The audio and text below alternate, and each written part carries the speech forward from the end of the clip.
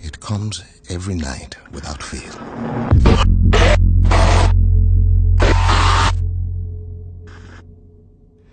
There are different people every time. Let's get this done quickly. Get whatever the warden wants and get home. But I recognize them somehow. What the hell is this place? They're screaming at me. I don't hear them, but I know they're screaming. You got anything? Such hate and anger. I hope you bastards are looking up once in a while. Those fuckers might be anywhere. I don't know what I have done to them. This place is so damn dark. Sleepers. They want me to feel what they feel. This is good, man. This is good stuff. It'll trade. Everything trades. Oh, fuck. To be honest, any second, keep your eyes on that door. Ah, shit, there's fucking loads of them.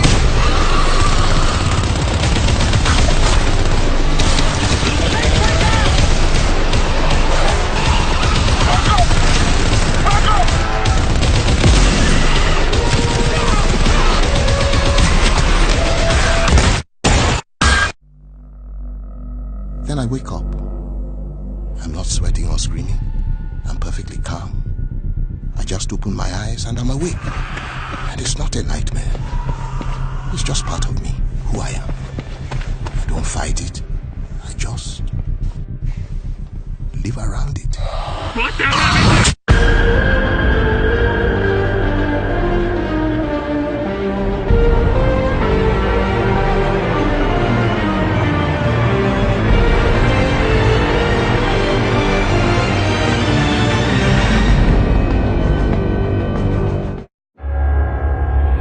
We thought the wall would stop them. We hoped the cold would freeze them. We thought the army would crush them. But nothing worked. We're all alone. And they just keep coming.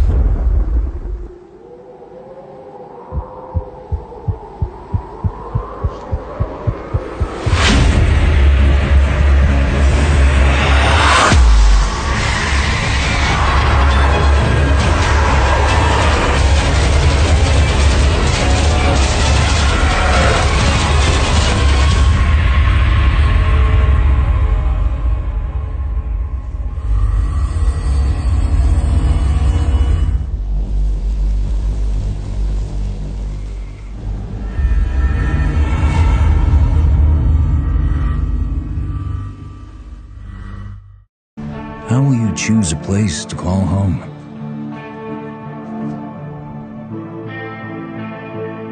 How will you build it?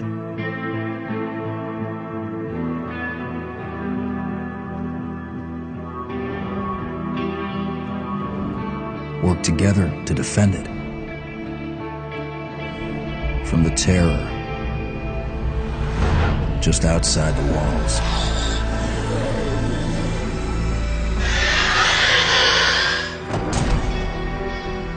When you get hungry, cold, what risks will you take? What mistakes will you make? When the only family you've got is about to tear itself apart, will you end a life? Wait, Or save it? please. This is our only one, but we need everybody we've got.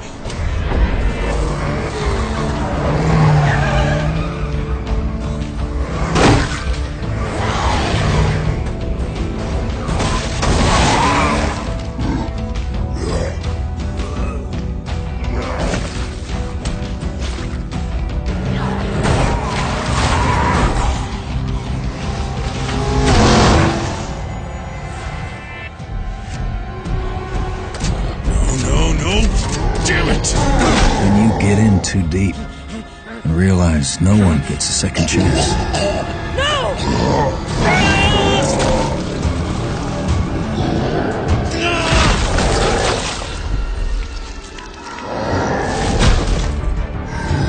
How will you find the strength to carry on?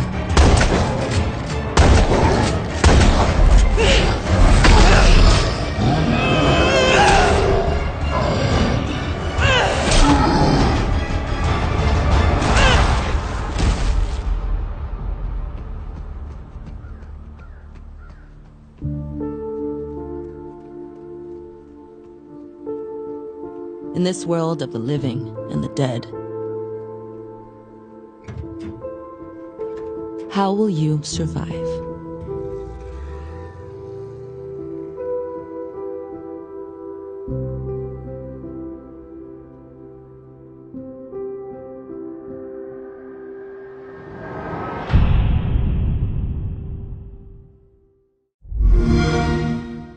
Play it on Xbox One.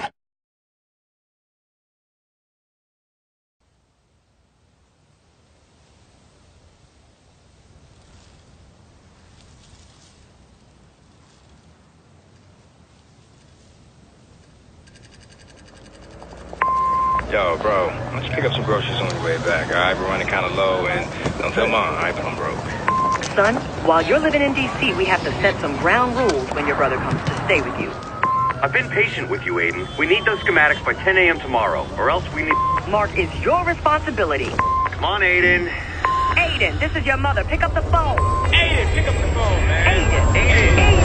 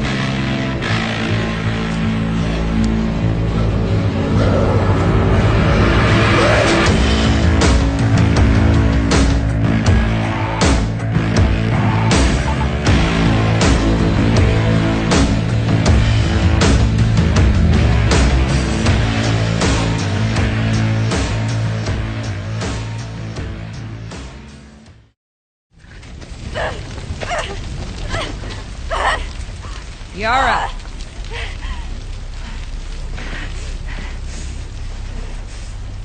Where is the other apostate? Clip her wings.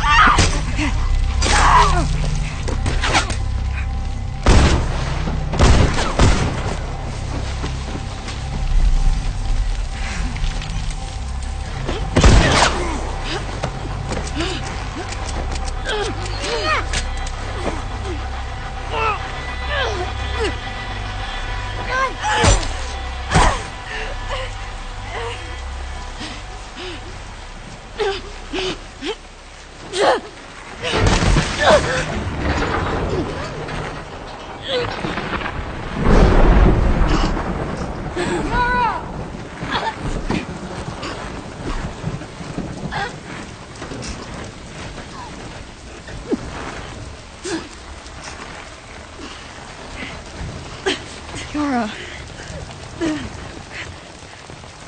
Demons are coming. Cut her down. She's one of them. Lev.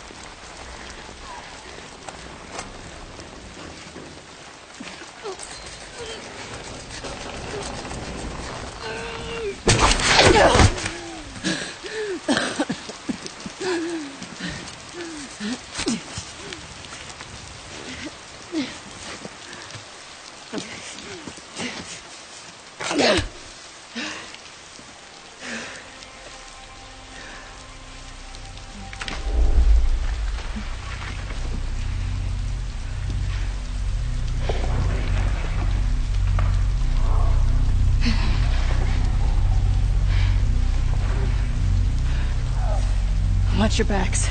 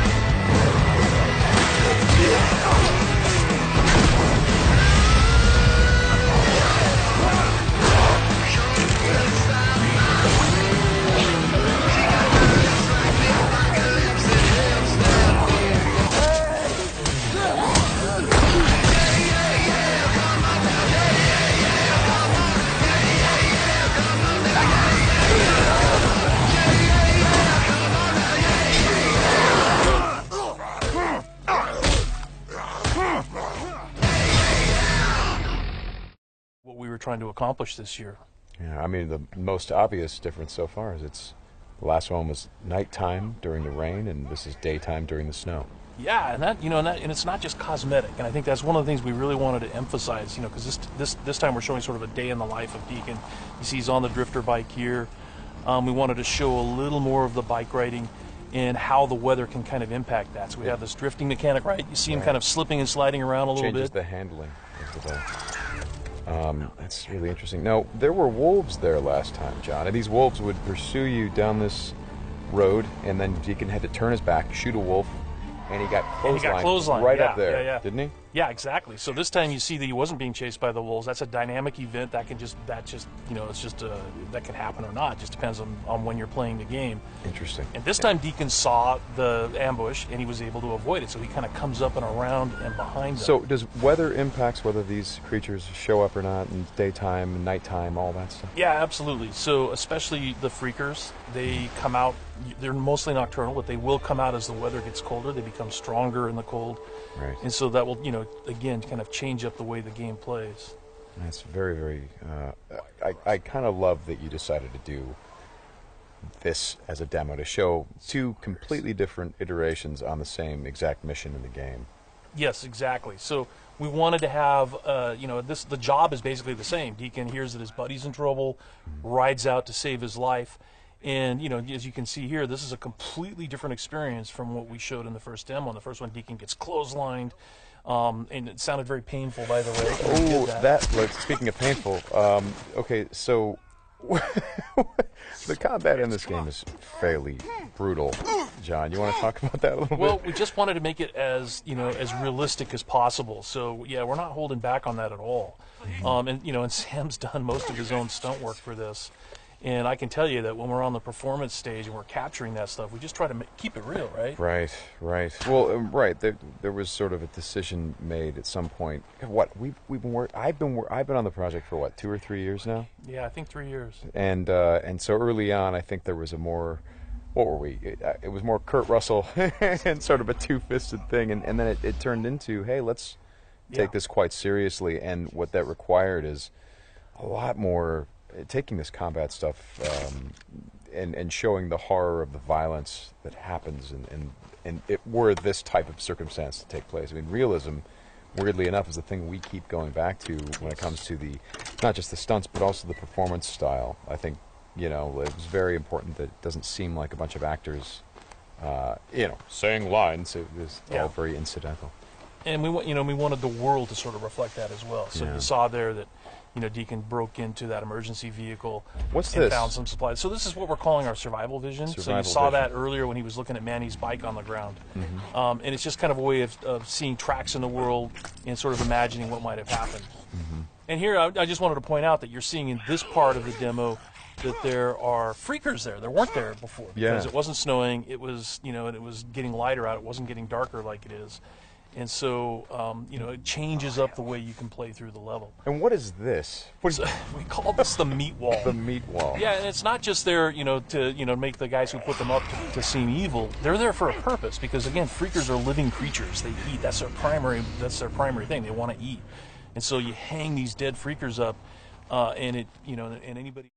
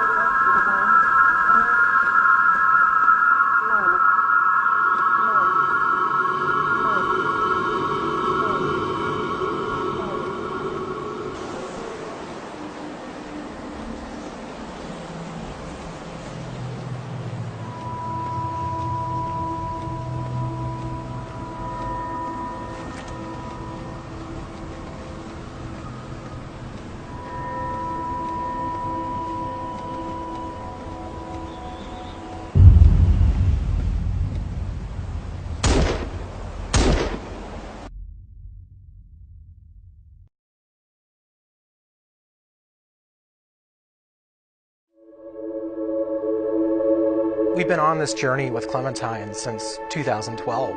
We had no idea that Clem was going to mean so much to players. When we first started working on Walking Dead, we knew it was a redemption story about the man named Lee. And Clementine was the lens that we see all of our actions. For this to really work, I think we needed a Clementine who was smart. We needed a character who was self-reliant. We needed a character who was there to help you and not be a hindrance. It was kind of a risk putting a kid as a main character in a game. The fact that she was such a likable character, her heartbreaking relationship with Lee was amazing. She started out as a symbol of something to worry about, but she became a symbol of hope. She became something that represented what we all live for. I always look at Clementine Season 2 as being defined by survivor's guilt. Stuff has happened, time has gone by, and she's not as trusting immediately of people she meets, and they're not trusting of her. Thank you all so much from the bottom of my heart. It's been a lot of blood, sweat, and tears, and so much love has been behind this whole experience. Good luck. I'll be right there with you.